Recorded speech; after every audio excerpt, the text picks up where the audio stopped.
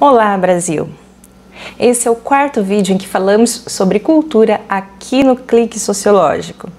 Mas ele é ainda mais importante, ainda mais especial, porque está sendo aí publicado no dia 13 de maio de 2020. E esse dia 13 de maio é o dia que ficou marcado na história aí do nosso país como a abolição da escravidão. Mas, mesmo com o fim da escravidão, o racismo ele não deixou de ser uma marca em nossa história.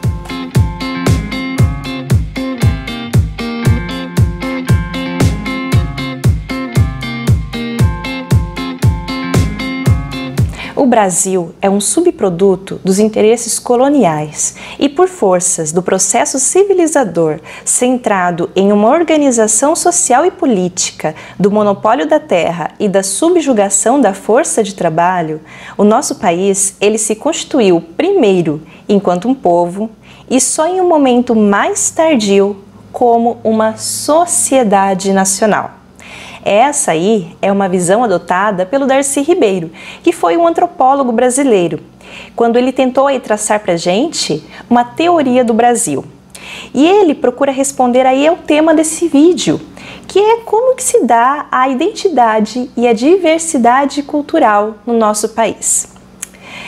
É inevitável a gente pensar aí que a cultura de uma sociedade ela vai expressar a sua organização estrutural, econômica, política, os seus movimentos de avanços, retrocessos, as perseguições e as conquistas do seu povo, ok? E a gente pode observar também que o Brasil ele apresenta uma grande heterogeneidade aí dos traços culturais.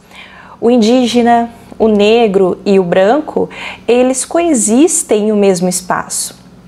Mas aqui no Brasil, por muitos e muitos séculos, consolidou-se um pensamento de que a persistência de costumes que pudessem ser considerados bárbaros, aborígenes ou africanos, eles apresentariam obstáculos para que o nosso país se considerasse enquanto desenvolvido, civilizado, comparado aí ao modelo europeu.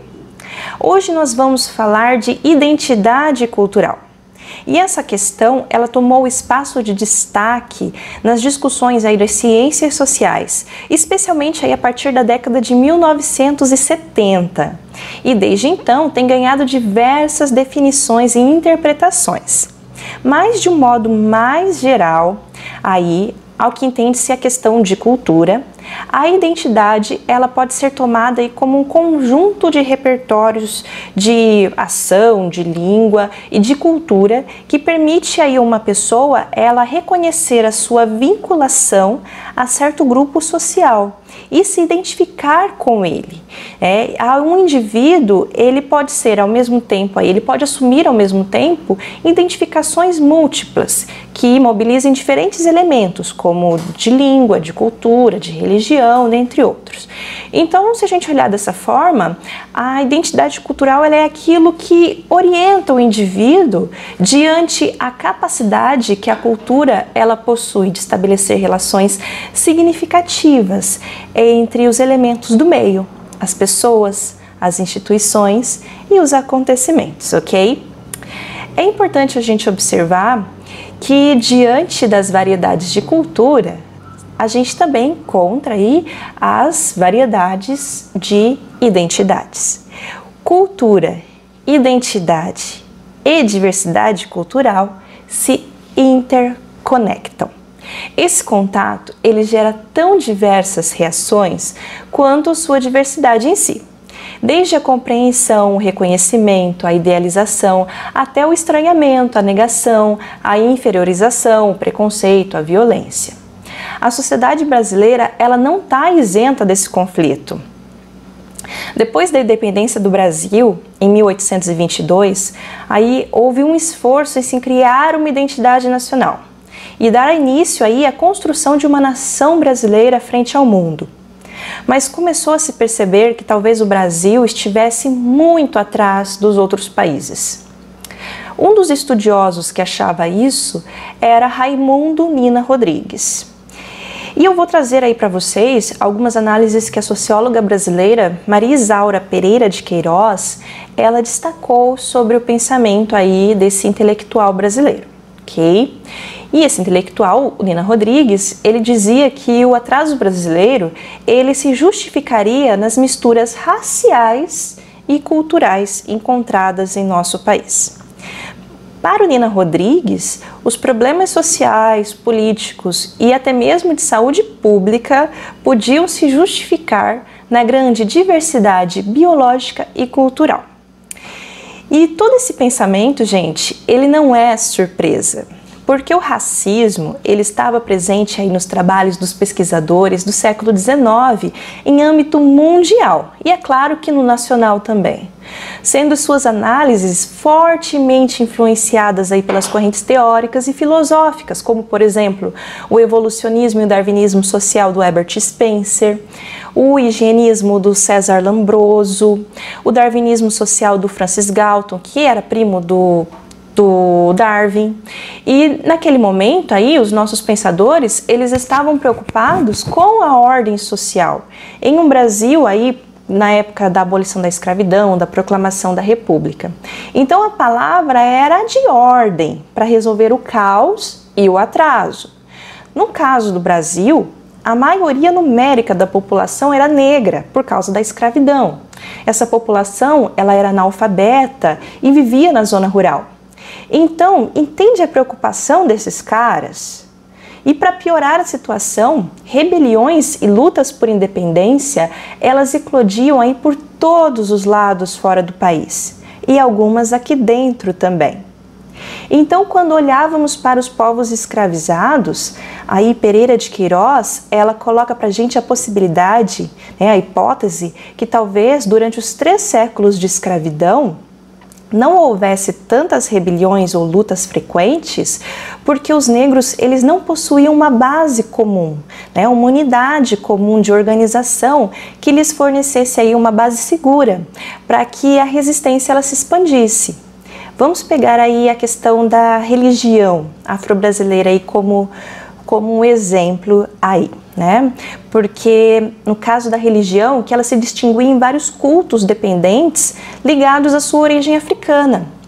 Porque quando chegavam no Brasil, os escravos, eles eram separados, eles eram separados de acordo aí com a sua língua, com a região, com a etnia de onde eles eram trazidos, com a sua matriz familiar, o que dificultava então a unidade deles, o que dificultava inclusive a rebelião. Então, com o desenvolvimento das religiões afro-brasileiras, elas significavam uma defesa cultural desses grupos, porque assim era possível eles preservarem o seu patrimônio cultural e impedir que a cultura europeia, então hegemônica, anulasse aí os seus modos de ser, pensar e agir. Então, pensadores como Nina Rodrigues, eles passaram então aí a ver essa unidade como uma grande ameaça ao homem branco e à sociedade e à cultura brasileira. Então, temos aí no período de 1833 até 1890 uma intensificação por parte do nosso governo brasileiro aos costumes e às práticas religiosas que não estivessem em conformidade com a cultura europeia hegemônica. A ideia daquela época era que a identidade nacional ela só poderia existir como homogeneidade. E essa tal homogeneidade era o quê? A cultura branca, europeia, educada, refinada, erudita. Vamos ter então aí um incentivo às políticas de branqueamento do povo brasileiro. Até mesmo porque, gente, a maior parte da população negra era por causa da escravidão.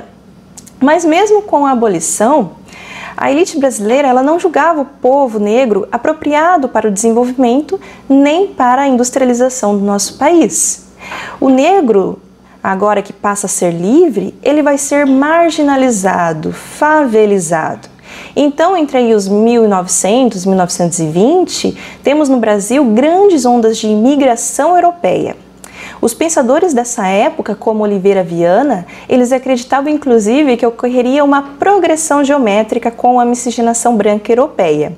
E aí, em questão de anos, o Brasil seria mais branqueado que negro. Tipo um esquema de pirâmide, sabe? Tipo, aí um branco vira 2 brancos, aí 2 brancos vira 4 brancos, né? Tipo isso, assim. Então, surge uma questão cultural aí no nosso país, pois os europeus, eles traziam do outro continente a sua própria cultura.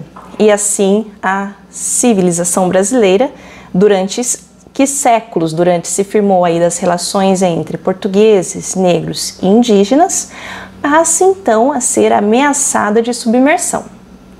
Desde 1500, a constante interação entre as etnias europeias, africanas e indígenas fez introduzir aí no Brasil um modo próprio de ser e pensar.